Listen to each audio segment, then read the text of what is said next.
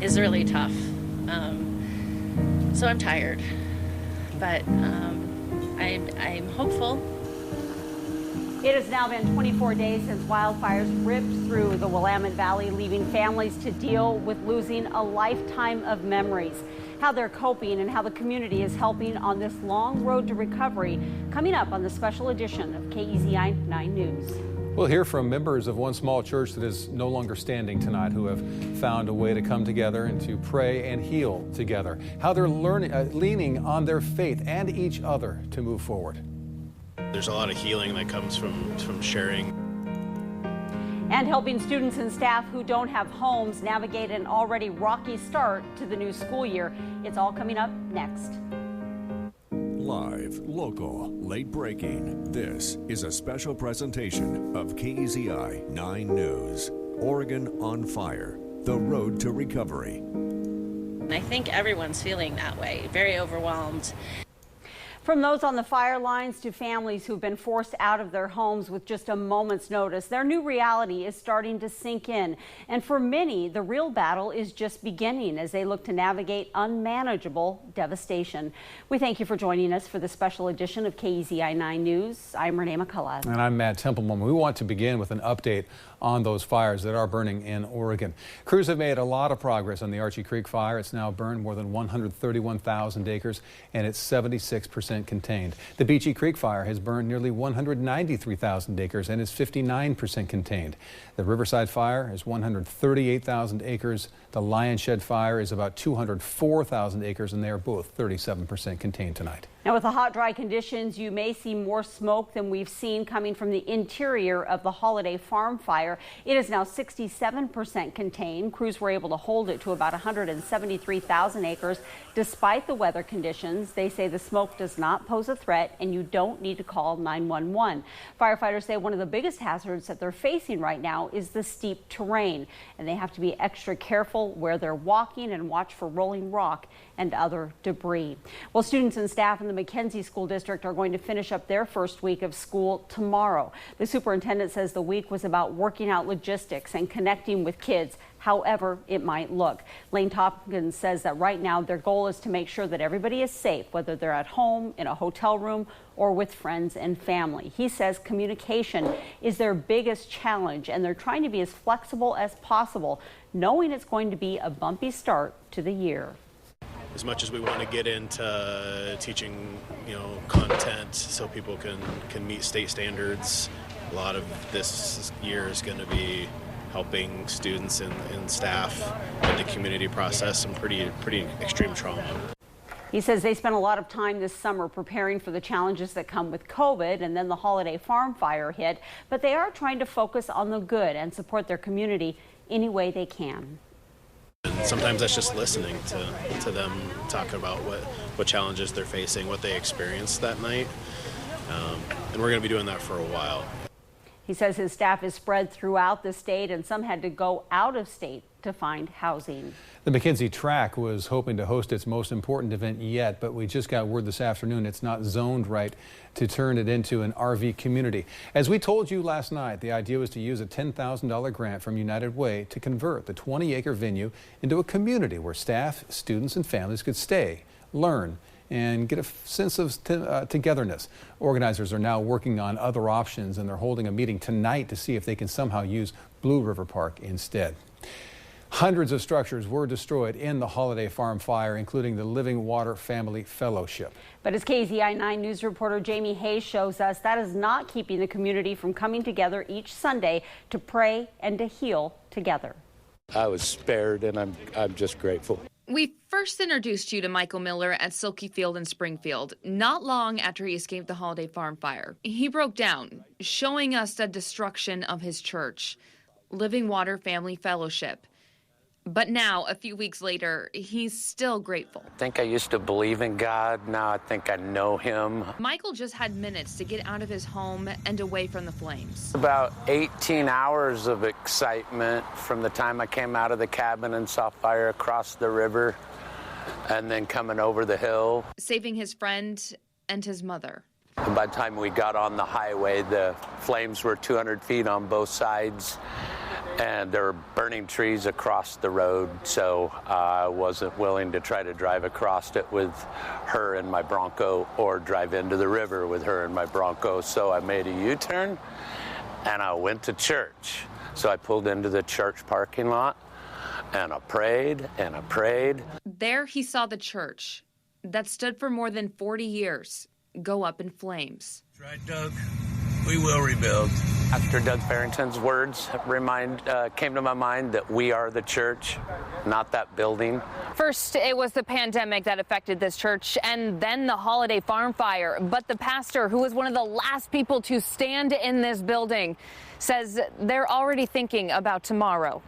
We're dreaming about what's next, and while at the same time just trying to help each other with today's needs. It may be another year before the church starts to rebuild, and they're hoping the new building will be able to serve even more people in this rural community. It's been a dream for that church in that community for long before I came along, and we're just believing that God's going to help us build that rather than just rebuild what we had. Something that's going to be even more useful to the community, something that the high school can use. For now, the church is holding their service at New Life Church in Springfield, where the small community I just want to can heal together, grateful they have each other. reunions like that, people seeing each other still alive. I feel like God is in the middle of just all of the tragedy and all of the loss. We just feel like he has the faucet on right now of just taking care of us, you know, and we're thankful for that. Jamie Hayes, KEZI 9 News. Well, the chief of McKenzie Fire and Rescue, which runs from Springfield to just below Blue River, never expected the devastation and destruction that they're seeing. Chief Darren Busich was one of the first responders when the Holiday Farm fire broke out. He and several of his crew members raced to the Upper McKenzie area the night of the fire, only to be forced back as the flames grew and advanced. Busich says they knew the weather forecast was bad news, so they tried to prepare as much as possible, but the scope of the fire was bigger than he could have ever imagined. He says even now it's difficult to digest how things went. Much of it, he says, is still a blur. He says communication was difficult and they knew little about where the fire was or where it was headed. The first 36 hours was just intense, and there was so much going on that we had no idea where it was going to stop. So I think everything was in danger, including the fire station we're standing out here today was in danger at one point. The fire district has 5 stations, and 4 of them are staffed entirely by volunteers. Busich says some volunteers took entire weeks off their full-time jobs to help their community. And she literally saved our lives.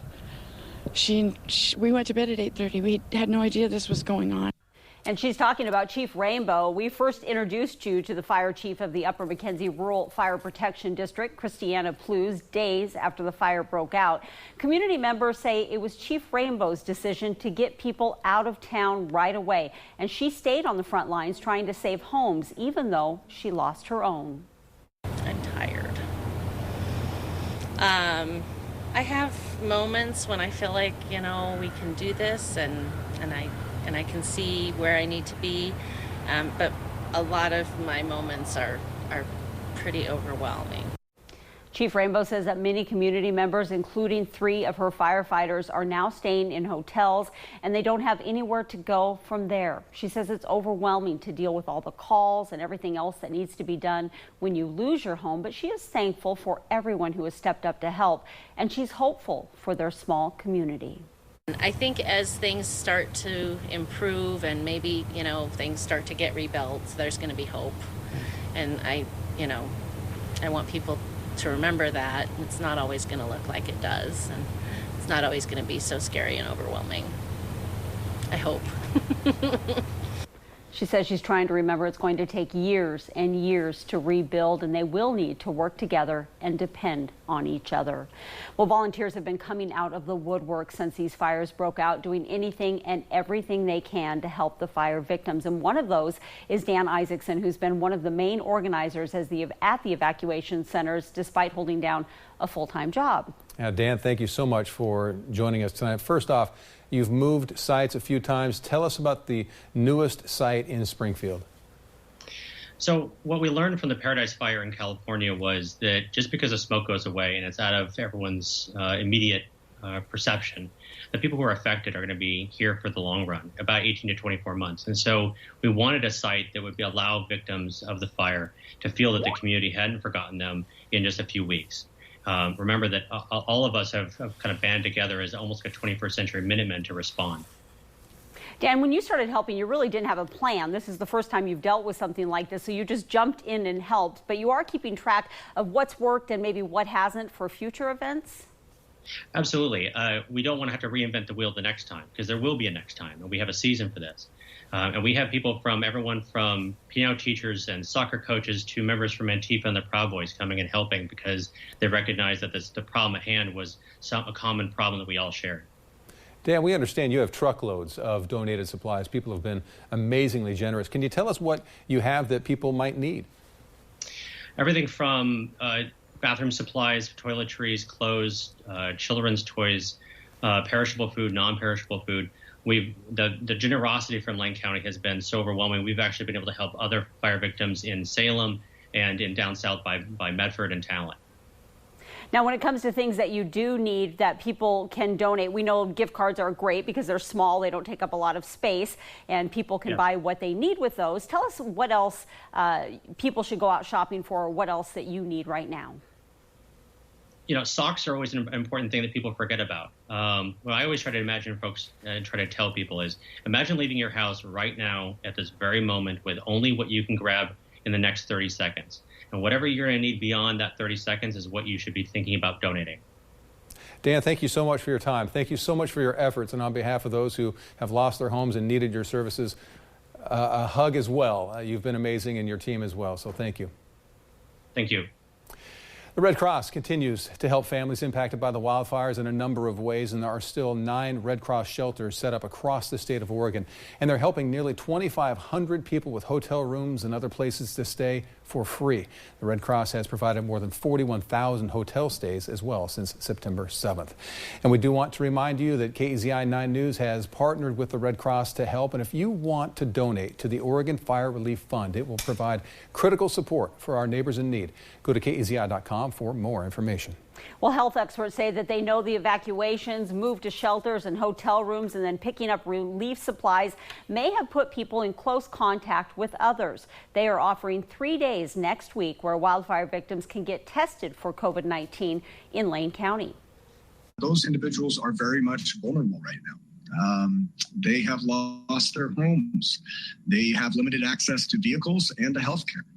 I think it's contingent upon our community and certainly upon public health to wrap our arms around them and to help them right now. He says if you have symptoms, don't wait for the testing events. Go get tested now. You can see those events are happening next Wednesday, Thursday, and Friday at the Fairgrounds parking lot right outside the Lane Event Center. That's on West 13th Avenue in Eugene. The testing is free, but they do want you to take your insurance card if you have one.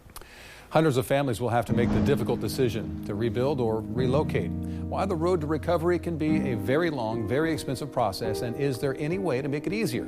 That's coming up next on KEZI 9 News. You're watching KEZI 9 News at 6, live, local, late breaking. Welcome back to a special presentation of KEZI 9 News, Oregon on Fire, the road to recovery. There's a lot of people that are going to be starting from scratch. There's some people that will be rebuilding. There's other people that'll be relocating. There's going to be a housing crunch probably in town. And we are learning that the road to rebuilding homes and structures lost in the wildfires can be a long and expensive one. The process to land a permit for a home or business is a lengthy one, and that was before the wildfires chased thousands from their homes. And with hundreds of homes in Lane County needing to be replaced, many are calling for more collaboration with the county. Now, permit requirements can be different in each state, county, and city, so the first step is figuring that out. Next is submitting a planning application, then completing conditions of approval, which can be wide-ranging. And then it's on to building and sanitation applications. That's all before any development can begin, and each new hurdle brings costs up. There's a delay when FEMA money comes in and when Congress decides to send out money to these communities. So those individuals that are reliant on that money and are underinsured or don't have insurance are significantly behind in the recovery curve. Now, experts say after the Camp Fire destroyed the city of Paradise in California, residents had to not only clear debris, they had to clear topsoil and get it tested, and service lines had to be replaced as well, not to mention other out-of-the-ordinary tasks that made it easier for affluent residents to get permits quicker than others. Well, Nick Skelton is the vice president of Marcus Thompson Construction, and he is already getting a lot of calls from people trying to figure out what's next. He says his team will help new and old customers with the cleanup process, and they'll also focus on hiring more people so they're as prepared as possible when the time comes. That's one thing we're concerned about, is how we're going to get 450 houses built with the building department taking a long time to review plans. So we're hoping that Lane County speeds up the process. We don't even know yet, what they're going to do to help us out, but we're hoping that they'll speed it up. A spokesperson for Lane County says the Board of Commissioners will have to talk about any possible changes to the permit process. And that's just one of the things we wanted to ask Lane County Commissioner Heather Buck. Yeah, thanks for being with us, Heather, tonight. Can you talk about that process and if the county can speed it up at all? We are in talks internally about that, and we are also in talks with the state about that. Many of our codes are predicated on state law, and so we do need to have some cooperation at the state level to go through codes and our permitting process. So we have right now a small team already working through many of those common questions about what codes will be allowable, what can be grandfathered, or what is even still possible to build given the infrastructure needs that the McKenzie River has. So we'll be looking at that and having a meeting and work sessions about it on the commissioner level as well. I'm sure, Heather, that this has been a learning experience. How do you feel about the county's response to the fire? Are there things do you think that you could have done differently? On the day of the fire, our emergency manager called a meeting just to make sure everybody was on high alert and knew about the weather event, that it could have potential serious impacts. So I'm really proud of the early conversations and preparation. Our sheriff's office did a phenomenal job, and neighbors, helping neighbors getting out of harm's way as quickly as possible.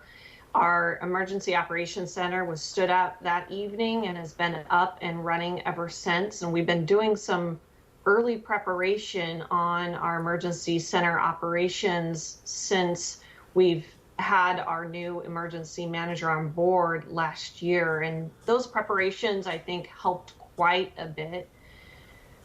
In the sense of what we would like to do better, I personally would really like to see more resources and time put into emergency preparedness for our whole community, making sure that everybody knows what to expect and what to look out for, making sure you've got those little radios that could give emergency alerts when the power is down.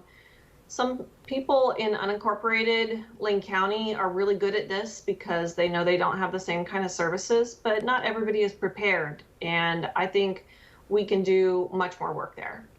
Heather Buck, thank you so much for joining us tonight, Lane County Commissioner. We appreciate your efforts, and I'm sure we'll be hearing more from you very, very soon. Thank you. Thank you. On the night the fires broke out, we had an historic wind event that brought strong easterly winds through the Cascades. Let's check in now with Chief Meteorologist Marissa Walson to see how our current winds are helping those fire crews out there. Marissa? Well, Matt, you are exactly right. We had very strong easterly winds on the night of the fires, right on Labor Day itself. And then even the day after that, we had extremely windy conditions. Of course, though, recently we've had some calm winds, but that has impacted our air quality. More on the gusty winds in the night of the event, as well as our current winds across the area and how they may be helping fire crews next.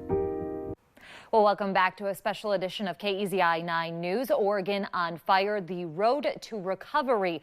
I'm here to tell you a little bit about the events that happened that led to quick spreading fires across our state, as well as how our current winds are actually helping fire crews here in Western Oregon. But a quick look back to what we saw on September 7th. We had a low pressure system offshore. We had a high pressure system just to our east. And because these pressure systems were so close, we saw a very strong southeasterly wind into the area, but right down to the surface, we saw a very strong easterly winds. And so far, based on some of the damage, we may actually have had wind gusts near 70 to 80 miles per hour out of the east in the Cascades. I will have a full report coming up on our winter weather special in November on the weather conditions here, as crews will be out, of course, looking at the damage. But because we had that strong easterly wind, we had a few of our fires start higher in the Cascades, and they quickly worked their way to the west. In just a matter of 2 to 3 hours, some of these fires were up to 10,000 acres, if not bigger than that, as we were looking at infrared satellite imagery that night. Luckily, since then, we've mainly had some lighter winds. Of course, we've had a couple events with stronger winds out of the southwest,